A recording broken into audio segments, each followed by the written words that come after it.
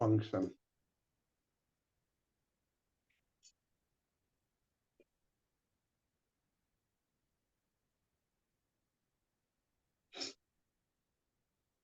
पहला question important भी है, ध्यान से समझने की जरूरत।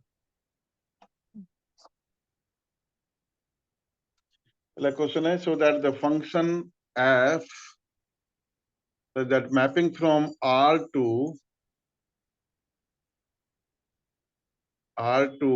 x belong to x belongs to R such that -1 less than x less than 1, defined by fx equals to x over 1 plus absolute value function x। ये है आपका, और दिखाना है कि ये 1 1 और ऑन टू फंक्शन है। ठीक है, ये प्रूव करना है। तो to prove fx equals to x over 1 plus mod x is 1 1 and on to function। ये है पहला। 1 1 के लिए हम चेक कर लेते हैं। 1 1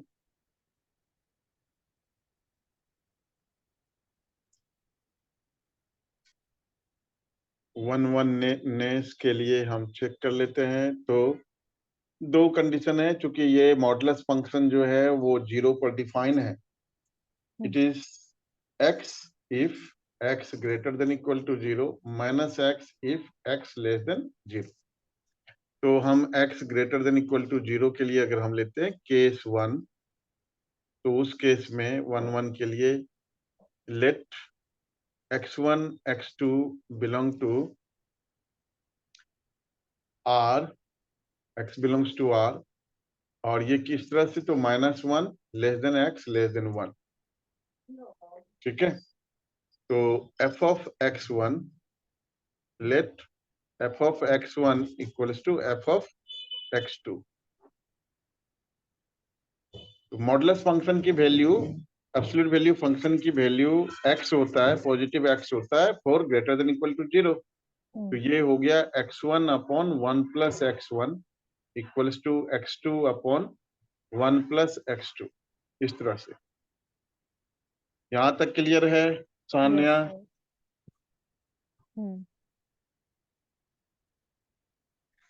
क्लियर है यहाँ तक? यस सर, क्लियर है। ठीक है, क्रॉस मल्टीप्लाई करेंगे तो ये x1 plus x1 x2 equals to x2 plus x1 x2। ये कैंसिल आउट, यहाँ से x1 इक्वल्स टू x2, और जो डिफाइन कर रखा है हमने ऑलरेडी x1 x2 को, है ना, उसमें आ ही रहा है। Therefore it is 1। ठीक है, नाउ केस 2 जहां पर हम x जो है लेस देन 0 ले रहे हैं, मतलब x1 x2 जो है इसकी वैल्यू हम लेस देन 0 के लिए ले रहे हैं। ठीक है, -1 से 0 के बीच पे, क्योंकि -1 x दिया हुआ है आपको। x कहां से कहां? -1 to 1।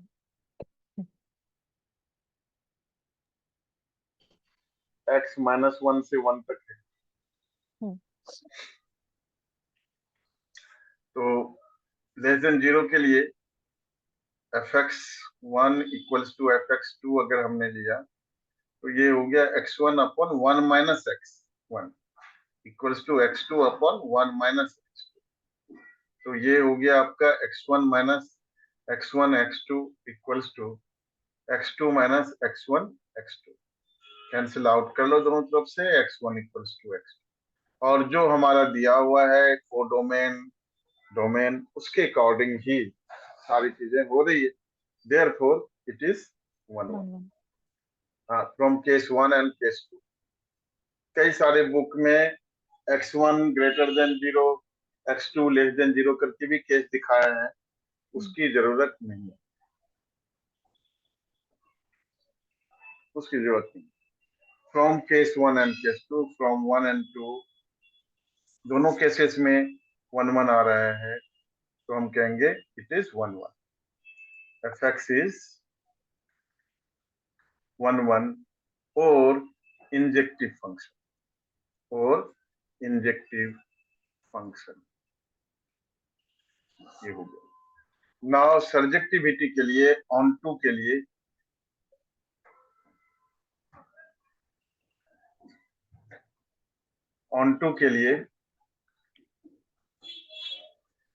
क्या करेंगे, तो ऑन टू के लिए let y equals to f x, again हम क्या लेंगे भाई, x greater than equal to 0 ले रहे हैं, केस 1, ठीक है, case 1 x greater than equal to 0 ले रहे हैं, तो y equals to f x, यहाँ से y equals to x upon 1 plus x आ गया, क्रॉस मल्टीप्लाई करिए y plus x y equals to x, तो यहाँ से y equals to x 1 minus y और x equals to y upon 1 minus y. Fast चल रहा हूँ क्या मैं सान्या? सर एक सेकेंड। बहुत फास्ट तो नहीं चल रहा हूँ, नहीं नहीं। सिर्फ लिखा ही फास्ट है मैंने, हम्म समझाने में fasting. x equals to y upon 1 minus y, इस तरह से। तो ये अब यहाँ पर मेन जो काम है वो यहाँ देखना है, x और y क्या है, तो फंक्शन देखो एक बार फिर से फंक्शन का डिफिनेशन चेक करो। Relation is x belongs to r, x को डिफाइन कर रखा है कि -1 और 1 के बीच में आना चाहिए, ठीक है, from r to r, from r to r, ठीक है, मतलब ये जो है रियल नंबर से लेकर के रियल नंबर ही है, बट उसमें आपको एक कैप दे रखा है x का, that should be between -1 to 1, ठीक है। तो अगर हम y की वैल्यू जो हमारा कोडोमेन है उसके अकॉर्डिंग हम ले, तो x की वैल्यू वही आएगा जो चाहिए हमें, जो डोमेन है उसी के अकॉर्डिंग आएगा, तो हम कहेंगे कि it is onto. Example लेकर के आप चेक कर सकती है ना। तो -1 और 0 के बीच में पहले ले, -1 और 0 के बीच में अगर आप let y equals to -half ले, तो ये क्या आता है, x equals to -half upon 1 minus minus plus half, कितना आ गया, -हाफ इंटू 2/3, तो -1/3, ये -1 और 1 के बीच में है या नहीं है, ठीक है। तो ऐसे आप कोई भी वैल्यू लेंगे जो विद इन द जो कोडोमेन डिफाइन है उसके अकॉर्डिंग आप लेते हैं, तो वो बिल्कुल सेटिस्फाई होगा और वो वैलिड होगा, मतलब फंक्शन जो है वेल डिफाइंड, ठीक है। Therefore it is on, it is onto, ये केस 1 से आया। अब फिर दूसरा केस लेंगे हम, केस 2, जिसमें हमारा x लेस देन 0, तो y equals to x upon 1 minus x, तो y minus x y equals to x, तो y equals to x, y plus 1, 1 plus y equally x over y upon y plus 1, within the range. फिर लोगे आप value, कुछ भी ले लो आप, y की वैल्यू ले लो आप, y की वैल्यू 0 और 1 के बीच में लो, हाफ ले लो, let y equals to half, तो ये क्या होगा, x equals to half upon 3/2, 1/3 हो गया, 0 और 1 के बीच में है ये वैल्यू, और x की वैल्यू हमें 0 और 1 के बीच में चाहिए, ठीक है, मतलब -1 और 1 के बीच में, ठीक है। तो ये बिल्कुल वेल डिफाइंड है, therefore it is onto. तो दोनों केसेस से 1 1 और ऑन टू दोनों आ रहे हैं, दैट मीन्स फंक्शन इज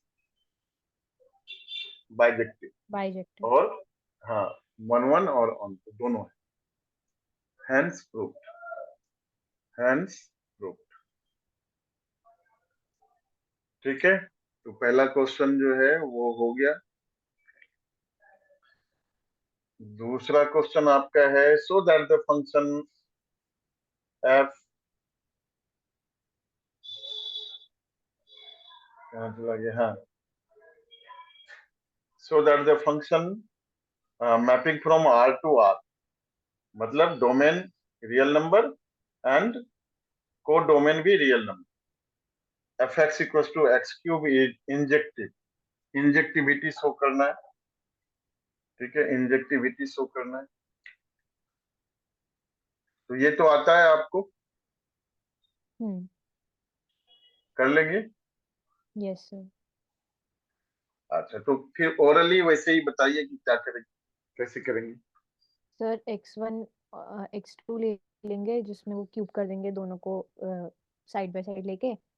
फिर क्या कहते हैं, इसको fx1 और fx2 करके दिखा देंगे, फिर x1 क्यूब और x2 क्यूब कर देंगे, फिर x1 इक्वल्स टू x2 आ जाएगा, क्योंकि वो आ रियल नंबर जाता है। से रियल नंबर है, तो 1 1 हाँ। हो जाएगा वो। हालांकि वो सही तरीका नहीं है, जब x1 क्यूब और x2 क्यूब करोगे ना, हम्म। आ, ऐसे ये डायरेक्ट क्यूब को नहीं काटना। अगर सही तरीके से आप समझते हुए अच्छा इंप्रेशन चाहते हैं एग्जामिनर की नजर में, तो आपको ऐसे करना चाहिए। और फिर ये a minus A Q minus B Q के आइडेंटिटी में इसको ब्रेक करना चाहिए। तो ये जो ब्रैकेट में यहाँ पर है, it can not B zero, ये जीरो नहीं हो सकता। क्यों? क्योंकि ये पॉजिटिव और ये दोनों या तो पॉजिटिव ले रहे हैं आप या नेगेटिव ले रहे हैं, या तो लेस देन जीरो ले रहे हो आप या ग्रेटर देन जीरो ले रहे हो। अच्छा, यहाँ पर तो less than zero greater than zero वाली बात ही नहीं है, तो ये वाली जीरो नहीं है। ठीक है, यहाँ पर जो भी आप ले रहे हो। ठीक है, तो x1 माइनस x2 जीरो है, तो यहां से x1 इक्वल्स टू x2 आ जाएगा। वैसे भी लिख दोगे डायरेक्ट तो मार्क्स नहीं करते, लेकिन सही तरीका ये है कैसे करना चाहिए। ठीक है, हम्म। Question number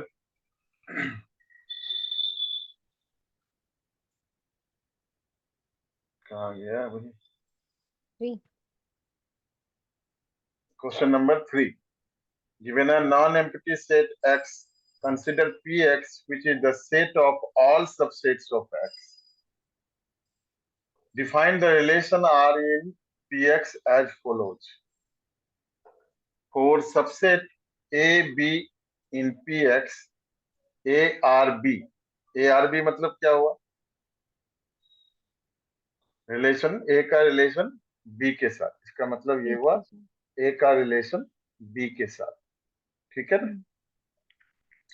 if and only if A subset of B is, आपको पूछा है, is R an equivalence relation on P X, justify your answer. ठीक है, ये क्वेश्चन थोड़ा ट्रिकी है, थोड़ा अलग है, तो ध्यान से समझ लेना, समझा रहा हूं। तो question number 3,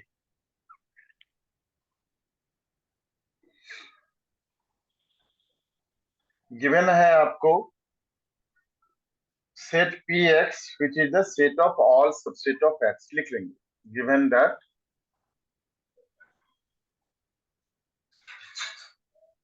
set P x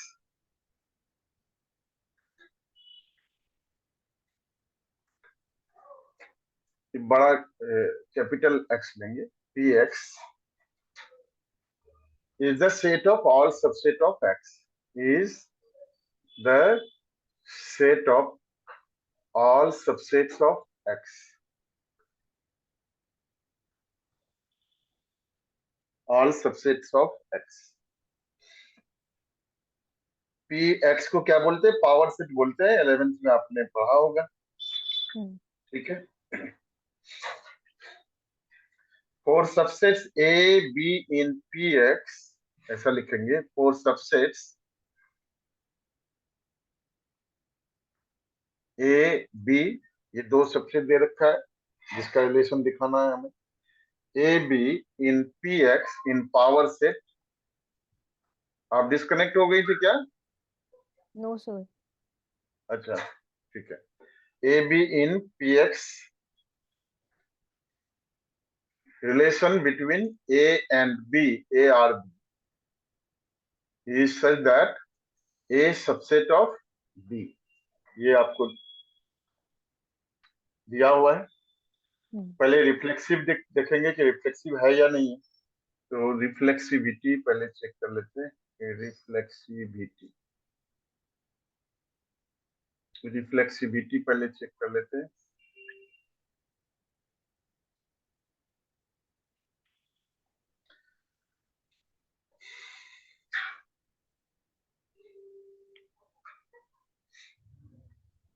Let A belongs to power set of X,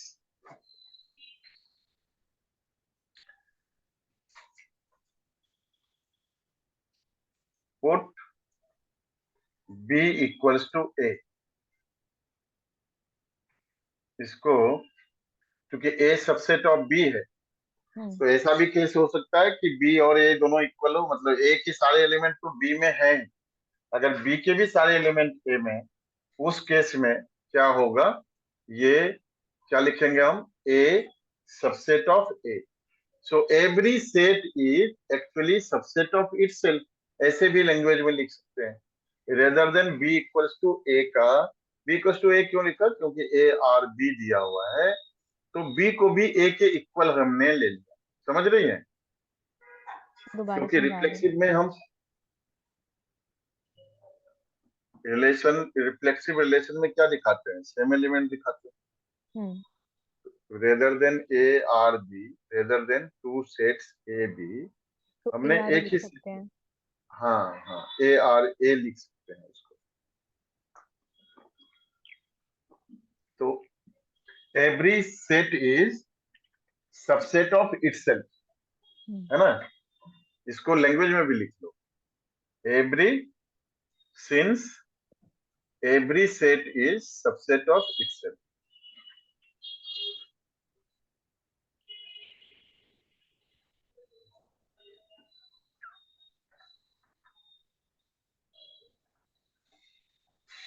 therefore it is reflexive। बस रिलेशन एस्टेब्लिश हो गया, it is, so it is reflexive।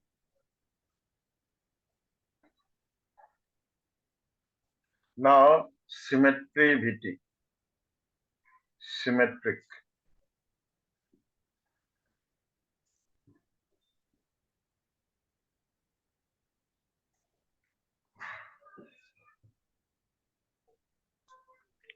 इसके लिए हम क्या कहते हैं, ए और बी दोनों लेना पड़ेगा।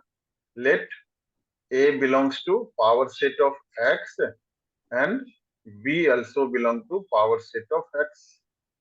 ठीक है, ए और बी दोनों ले लिया हम। और A R B, A R B ये वेल डिफाइंड है कि ए सबसेट ऑफ बी है। रिलेशन क्या है, A is subset of B.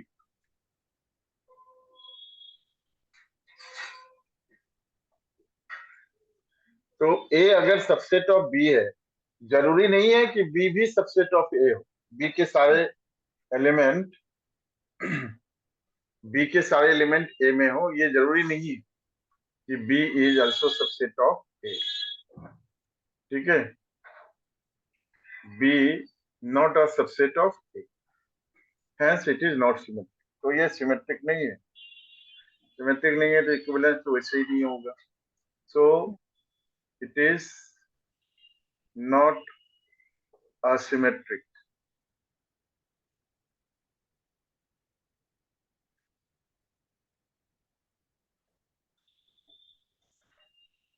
Thus it is not an equivalence।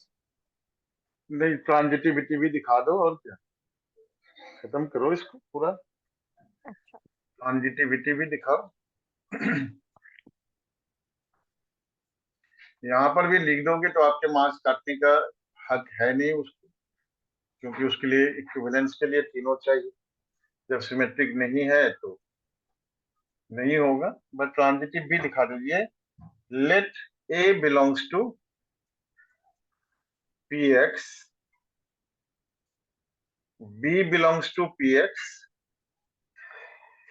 and c belongs to px, and c is also element of px.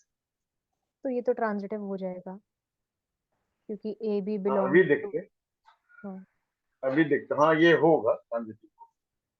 तो इसका मतलब क्या हुआ? A is subset of A belongs to px, A R B define है hmm. किस तरीके से? A subset of B, और बी आर डिफाइन है बी आर सी, ये दोनों लिया हमने। B B subset subset of of C. C, hmm. है ना? तो ये पहला ले लो, ये दूसरा ले लो। तो ए बी का सबसेट है और बी सी का है, तो ए सी का सबसेट होगा। Hmm. From 1 and 2, A subset of C, therefore it is transitive.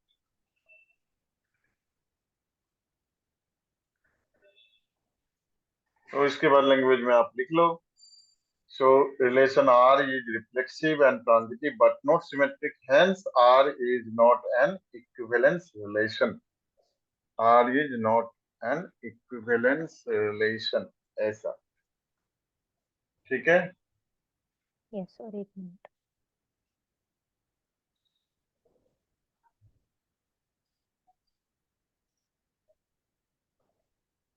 Yes sir, लिख लिया।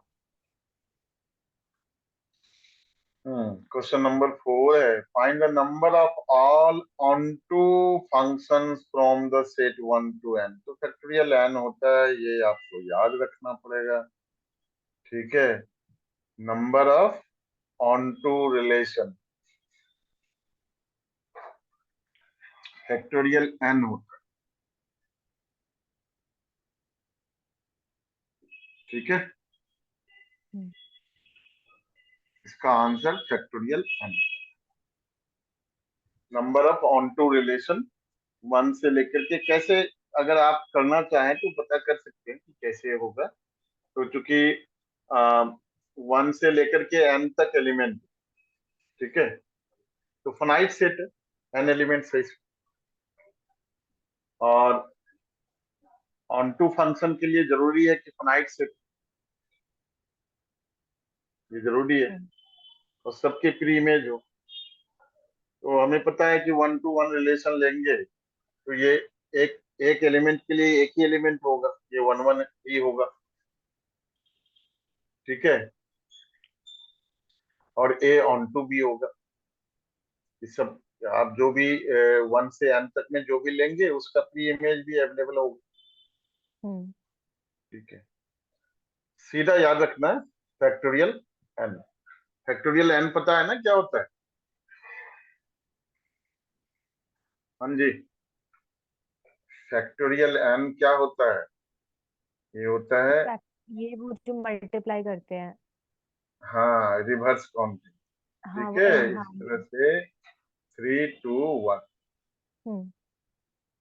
ये हो गया। तो factorial n number of onto functions होंगे। तो ये तो याद रखना, ये याद रखना। नाउ आगे क्या है आपका? ए दिया हुआ है, बी दिया हुआ है, फंक्शन डिफाइंड है, एफ एक्स और जी एक्स डिफाइंड है। कह रहा are F and G equal, तो देख लो है इक्वल कि नहीं। ठीक है, तो एफ एक्स दिया हुआ है आपको, क्वेश्चन नंबर 5, 5, हाँ 5 कर, क्वेश्चन नंबर 5, ये 4 था। 5 में आपको फंक्शन डिफाइन है F x equals to x square minus x, और x belongs to A. Set A already आपको दिया हुआ, सेट हम्म। ए दिया हुआ है -1, 0, कॉमा 1 कॉमा 2। ठीक है, ये दिया हुआ।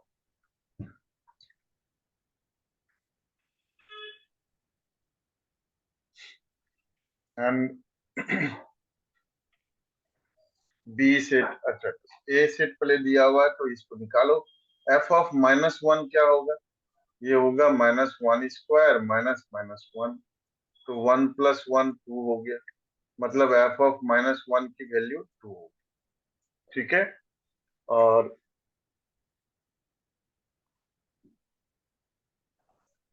F of minus F of 0 निकालो, एफ ऑफ 1 निकालो, तो एफ ऑफ 0 तो आपका 0 ही होगा, जीरो। ये 0 ही होगा। एफ ऑफ 1 क्या होगा? 0 होगा। एफ ऑफ 1 भी 0 आया। अच्छा, 1 - 1, हाँ 0 आएगा। एफ ऑफ 2 आएगा। 2, हाँ। ठीक है, अब जी में भी आप जो जी एक्स है उसमें भी वैल्यू रख करके चेक करो क्या क्या आ रहा है। ठीक है, वही सेम वैल्यू आप रख करके उसमें भी चेक करो क्या वैल्यूज आ रहे हैं आपके। एक सेकंड, पहले जी के लिए -1 रख लेती हूँ। हम्म,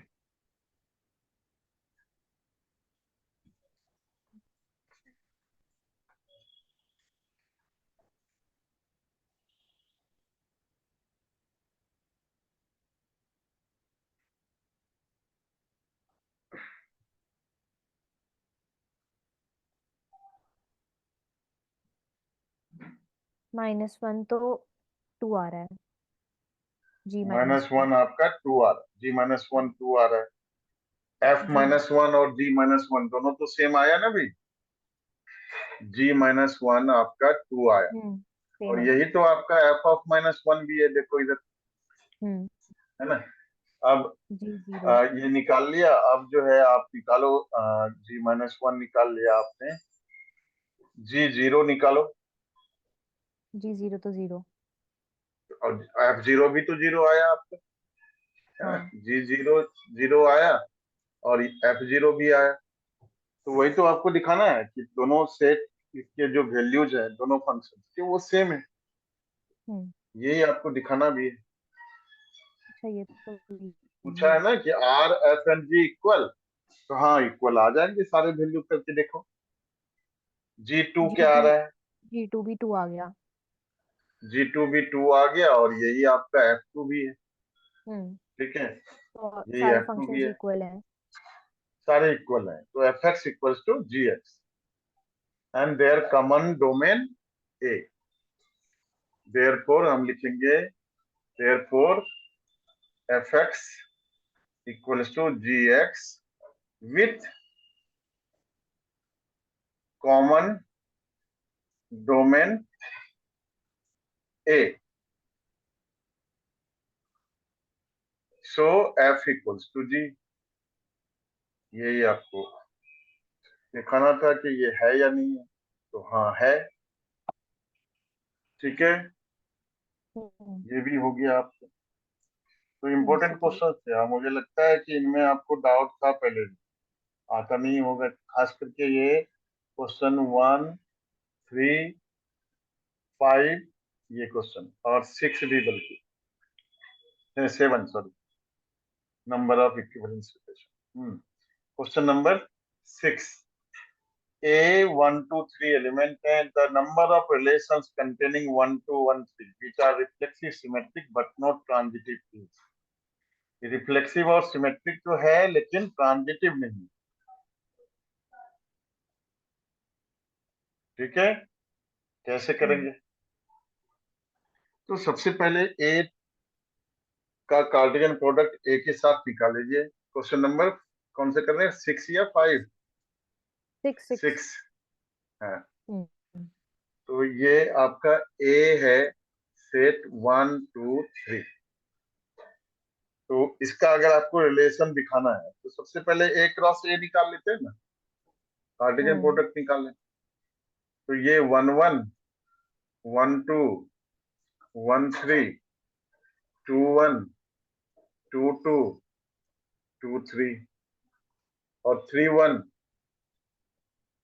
3 2 3 3, ये हो गया आपका।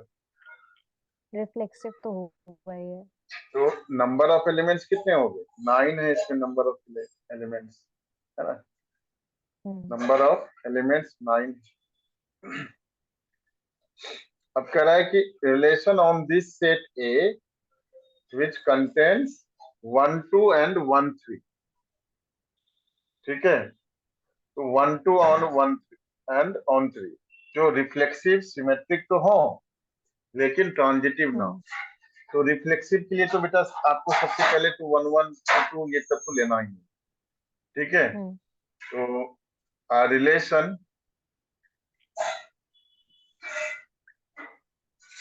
रिलेशन की जगह द रिलेशन की बात करेंगे, डेफिनेट रिलेशन की बात कर रहे हैं। द रिलेशन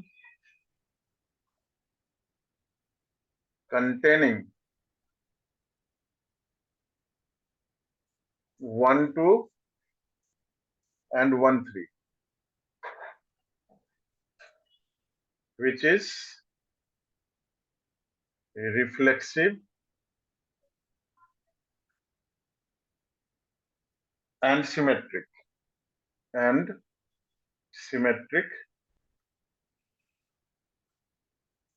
but not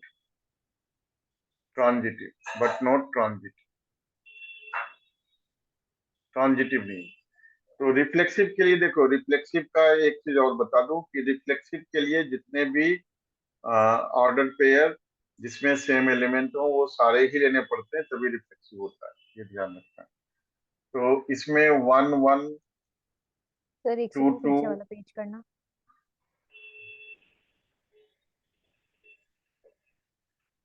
ठीक है। तो रिफ्लेक्सिव के लिए 1 1 2 2 3 3 ये तीनों तो आपको लेने ही पड़ेंगे।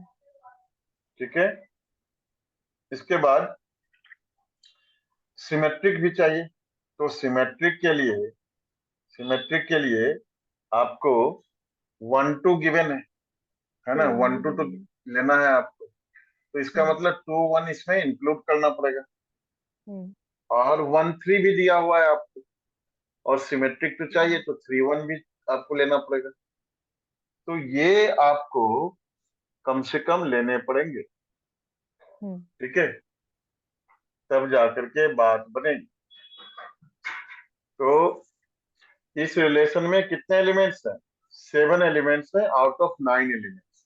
ए क्रॉस ए में कितने एलिमेंट्स है? 3 इंटू 3 9 एलिमेंट्स, और इसमें कितने एलिमेंट्स हैं? 7 एलिमेंट्स। ठीक है,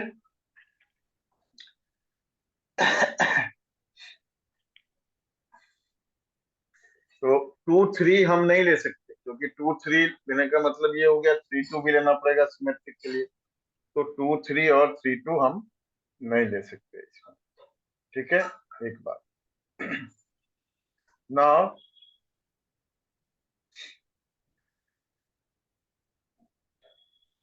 क्या पूछा था इसमें? पूछा है which are reflexive and symmetric the number of relation containing 1 2 1 3 which are reflexive and symmetric but not transitive।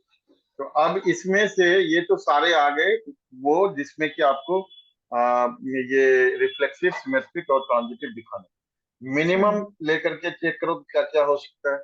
एक तो आपको 1 2 और 1 3 लेकर के देखना है, 1 2 और 1 3 लेना है।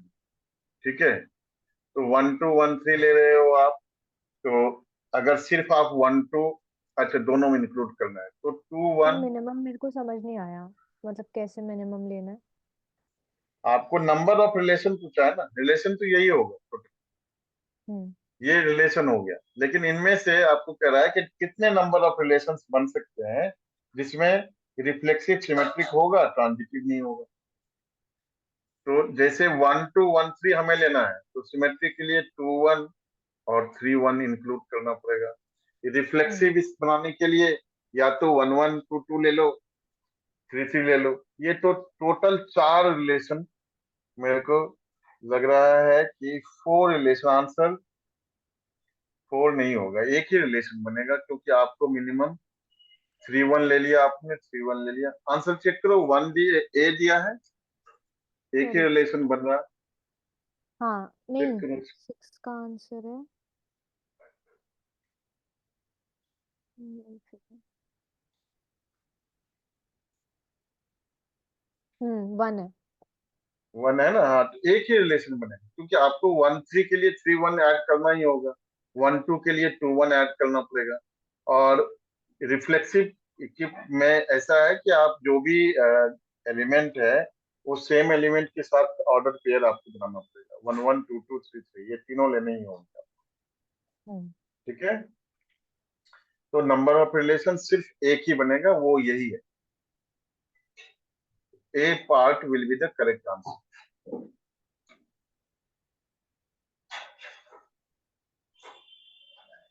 इसके बाद क्वेश्चन जो है आपका, उसमें है number of equivalence relation containing 1 2। Number of equivalence relation,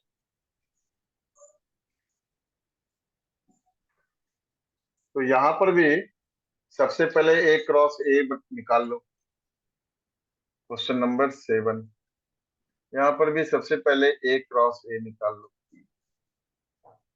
ये ऑब्जेक्टिव में आपको तो आंसर्स भी बताने हैं, लेकिन अगर ये सब्जेक्टिव में पूछ जाए तो ये डिफिकल्ट क्वेश्चन है, ऐसा नहीं है कि आसान है। हम्म ठीक है, तो ए क्रॉस ए ऑलरेडी आपने निकाला हुआ था, 1 1 1 2 एंड सो ऑन, 1 3 1 ठीक। 2 1 2 2, इस तरह से निकाला हुआ था आपने A cross hmm and A cross A 9 elements. ठीक है, 9 एलिमेंट्स इसमें होंगे।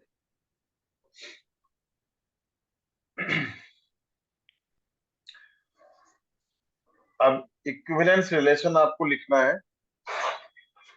ऑन द सेट ए जो 1 2 कंटेन करता है। तो equivalence relation which contains 1 2, equivalence relation के लिए सबसे पहली बात तो सेम एलिमेंट होना चाहिए रिफ्लेक्सिव के लिए। तो 1 1 देखो, रिफ्लेक्सिविटी में तीनों ही लेने पड़ते हैं, ध्यान में, मतलब 3 एलिमेंट है ना, हम्म 3 क्रॉस 3, तो ये 1 1 2 2 3 3 तीनों ही लेने पड़ते हैं रिफ्लेक्सिव के लिए, ये कंपलसरी। इसके बाद आप सिमेट्रिक के लिए 1 2 ले लिया और 2 1 ले लिया, तो एक रिलेशन तो ये बन गया आपका। हम्म ठीक है, एक रिलेशन तो ये बन गया। दूसरा रिलेशन क्या बनेगा? 1 3 3 1 2 1। ले लिया आपने, 3 2 ले, 1 3 3, हाँ 1 3 लोगे, 3 1, तो दो रिलेशन मेरे ख्याल से इसमें बनेगा। आंसर चेक करो, बी आंसर होना हाँ चाहिए। इसका आंसर 2 है। हाँ, तो दो रिलेशन इसमें बनेगा। 1 3 लेकर के चेक करिए, आर इक्वल्स टू 2 1, इसमें इंक्लूड करना पड़ेगा आपको हम्म ट्रांजिटिविटी के लिए। 1 2 2 1 लिया, देखो 2 2 1 2 2 1 लेते हो तो 1 1 है, तो ये ट्रांजिटिव के केस में आ जाता है ना, 1 2 2 1 1 1।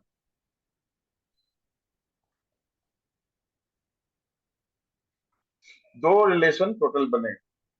वैसे मैं डायरेक्ट निकालने का फॉर्मूला लिखा दूंगा अभी। ठीक है, शायद लिखाया नहीं, आपको नहीं लिखा है, आपको नहीं लिखा है। Total number of relations containing,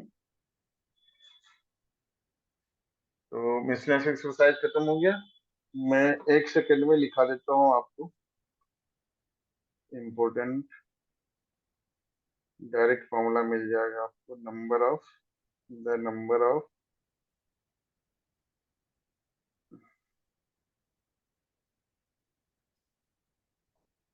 of injective functions, ये अलग से नोट डाउन कर लीजिए आप। The number of injective functions,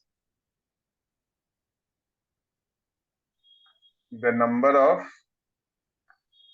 injective functions, ये होता है factorial m divided by m minus n factorial. mn क्या है? m आपका सेट ए का एलिमेंट है, n जो है सेट बी का एलिमेंट। ठीक है। Second, the number of bijective functions.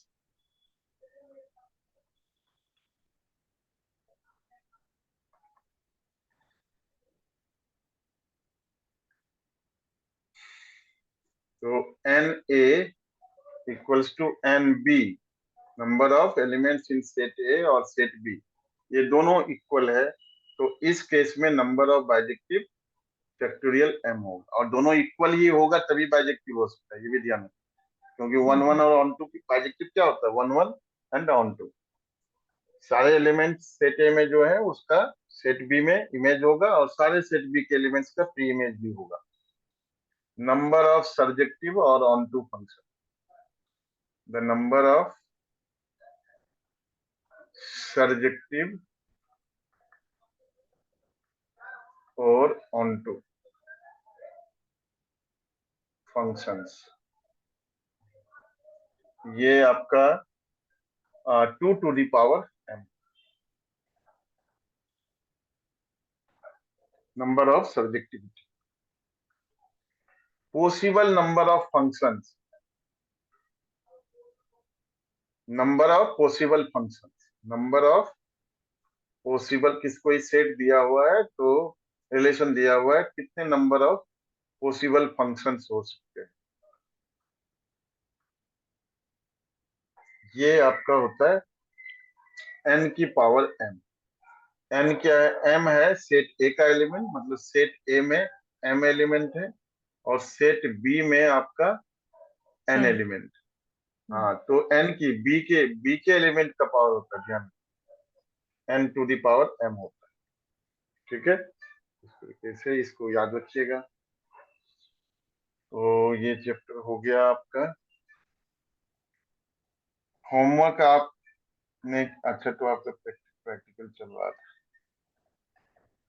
अभी तक आपने पेपर नहीं किया है, एक भी पेपर करना शुरू करिएगा। ठीक है पेपर जी। नहीं कर रही हैं आप। सर टाइम ही नहीं मिल रहा क्योंकि अभी प्रैक्टिकल चल रहे थे, फिर प्री बोर्ड्स भी थे। अभी शायद से फिर अरे से मॉक टेस्ट होंगे स्कूल में। अरे कितने टेस्ट ही स्कूल वाले को कहोगे सर, टेस्ट ही लेते रहोगे कि तैयारी भी कर रहे हैं? यस सर, वही तो, कितने सेल्फ टेस्ट हो स्टडी का गए? टाइम ही नहीं मिल रहा। हाँ।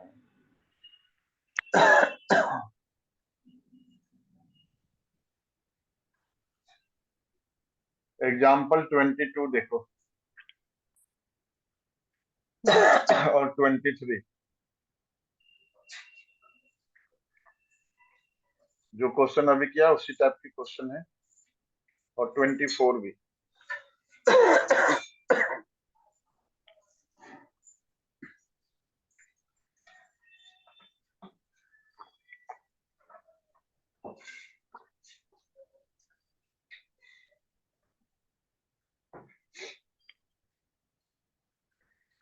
चलिए एक क्वेश्चन मैं अलग से आपको कराता हूँ, फंक्शन से रिलेटेड क्वेश्चन करवाता हूँ क्वेश्चन बैंक से। एक सेकंड, मेरे को क्वेश्चन बैंक होगा मेरे पास।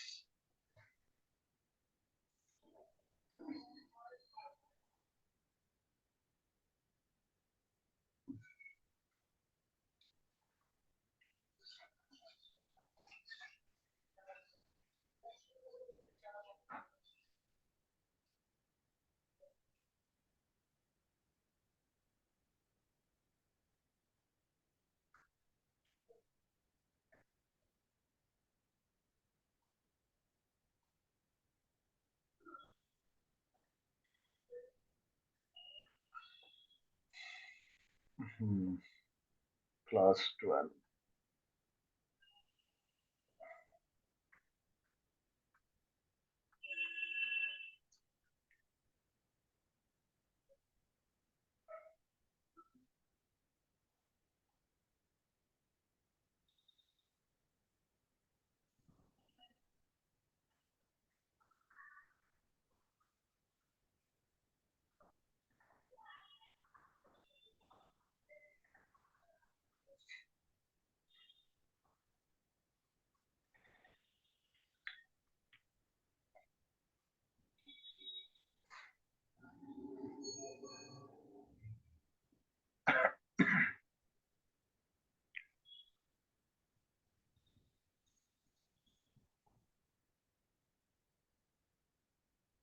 आपके व्हाट्सएप पर मैंने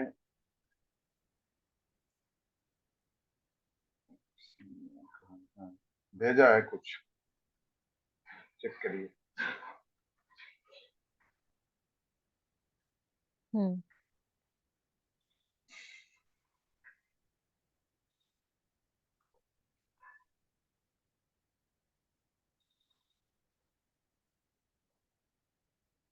एक सेकेंड। अच्छा, ये इम्पोर्टेंट क्वेश्चन नहीं है, फॉर्मूला था। ये फॉर्मूलाज हैं सर। हाँ हाँ हाँ, ये फॉर्मूला है। मैं देना चाहा था क्वेश्चन, चला गया फॉर्मूला।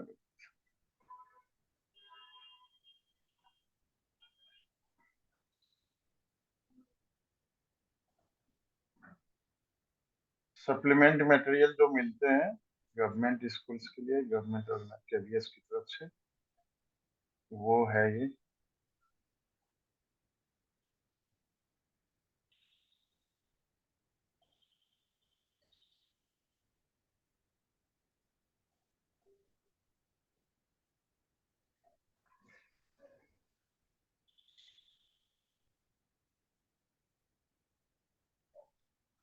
तो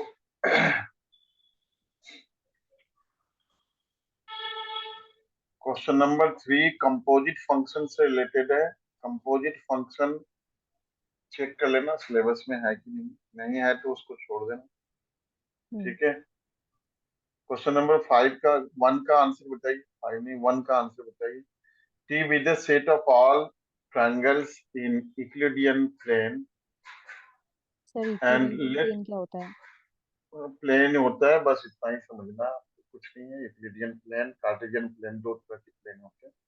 and let a relation R on T is defined as A or B if A is congruent to B. ठीक है। हम्म। देन R is क्या होगा, कैसे करेंगे?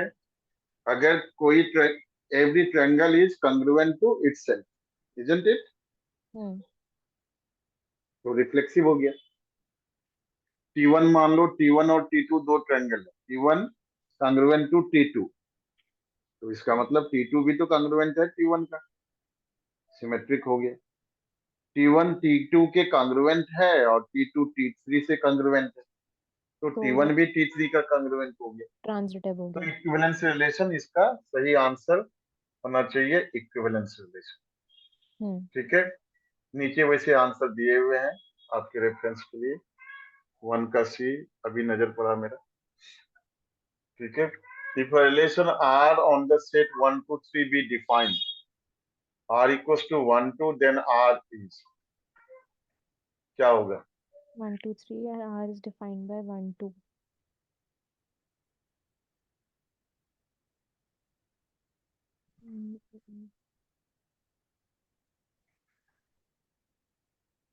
जैसे 1 2 दे रखा है, अब 1 2 से क्या डिफाइन होगा? 1 2 से 1 1 डिफाइन होगा, 2 2 डिफाइन होगा, 1 2 डिफाइन होगा, है ना? हम्म। 1 1 2 2 तो होगा ही ना। हाँ, 1 1 2 2 तो है। 1 1 2 2 है। 1 2 2 1 भी होगा, है ना? और 1 2 2 1 है और 1 1, तो ट्रांजिटिव भी हो गया। तो देखो, सबसे छोटा सेट रिलेशन, सबसे छोटा रिलेशन जो ट्रांजिटिव होगा, हम्म। ये इक्विवेलेंस होगा, वो इस तरह से बन सकता है। ये रिफ्लेक्सिव 1 2 2 1 है तो सिमेट्रिक, बट 1 2 2 1 और 1 1, ये क्या तीनों क्या शो करता है? ट्रांजिटिविटी। हाँ। सबसे छोटा सेट, इक्विवेलेंस रिलेशन। ठीक है। तो हम्म।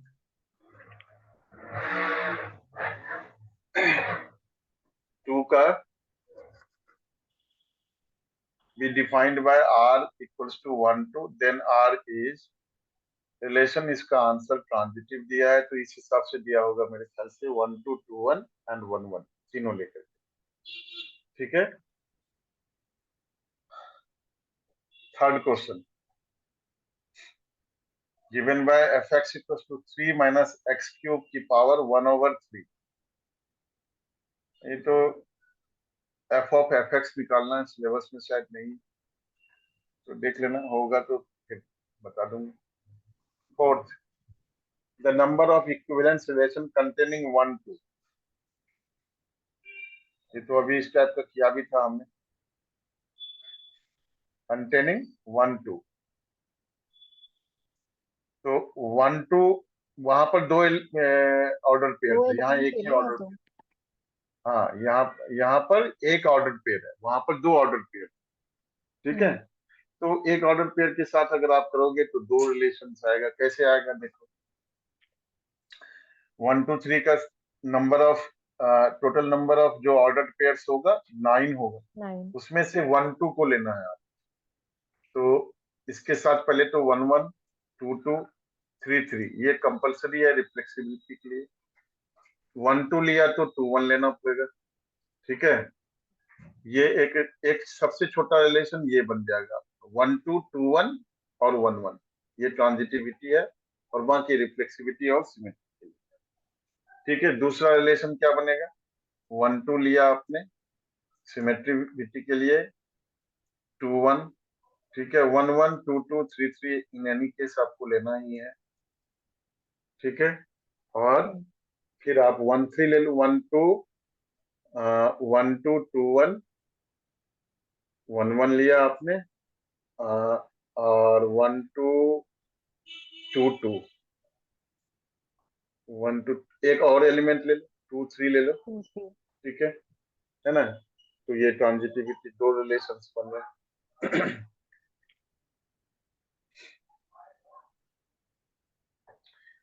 6 है, F x equals to 3x, choose the correct answer. तो रियल नंबर में डिफाइन है 1 1 ऑन टू दोनों होगा। 7th क्वेश्चन है आपका 1 2 3 बी सेट है 4 6 9 and R is a relation from A defined by X is smaller than Y. X is smaller than Y. The range of R is,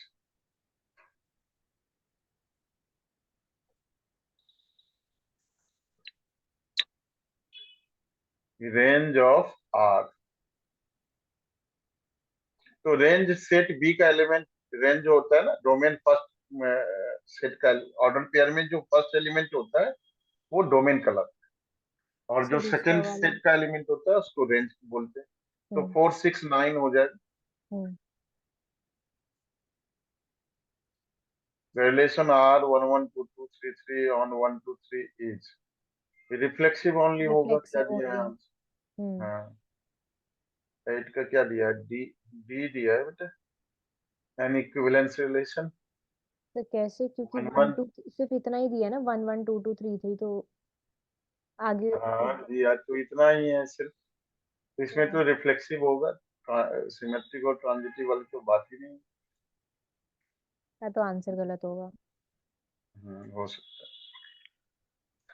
9th है 1 2 3 consider the relation this then R is. हाँ, तो इसमें आपका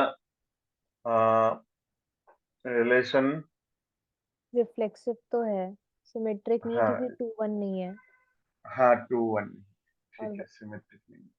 हम्म transitivity, transitivity के लिए 1 2 दिया हुआ है, 2 3 दिया हुआ है, 1 3 भी दिया हुआ है, ट्रांजिटिव है। हम्म ठीक है, तो ट्रांजिटिव रिफ्लेक्सिव है, एंड ट्रांजिटिव हो जाएगा।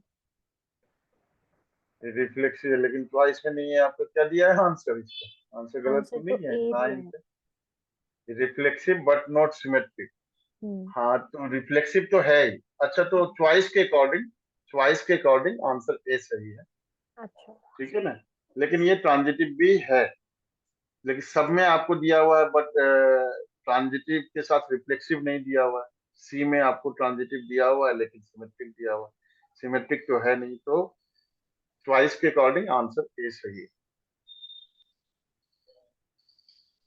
ठीक है, let us define a relation R as A R B A greater than B then R. तो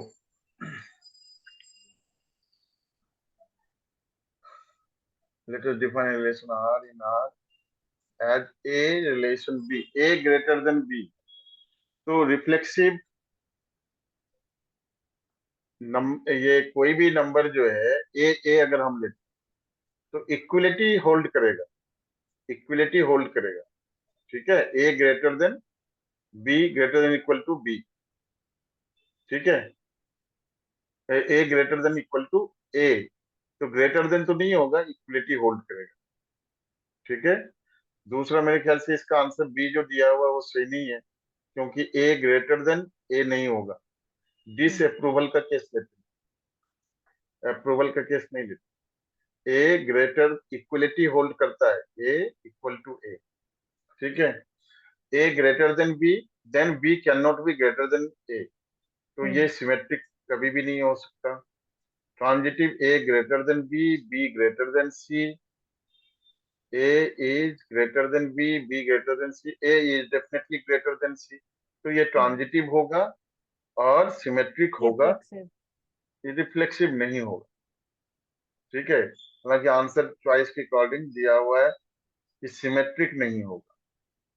हाँ, तो सिमेट्रिक नहीं होगा तो ठीक तो है, अभी सर आपने सिमेट्रिक कहा नहीं कि होगा, रिफ्लेक्सिव नहीं होगा, सिमेट्रिक नहीं होगा ना।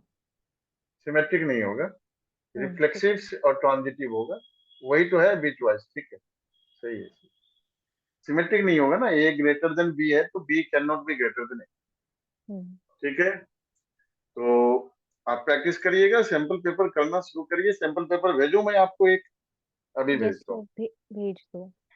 हाँ, अभी 1 मिनट में आप, मैं फिर जैसे ही डिस्कनेक्ट करूंगा भूल जाऊंगा, मैं फिर भेजूंगा मैं आपको। तो मैं मैसेज ड्रॉप कर देती हूँ। हाँ, आप लीव कर सकते हैं। Okay sir, thank you.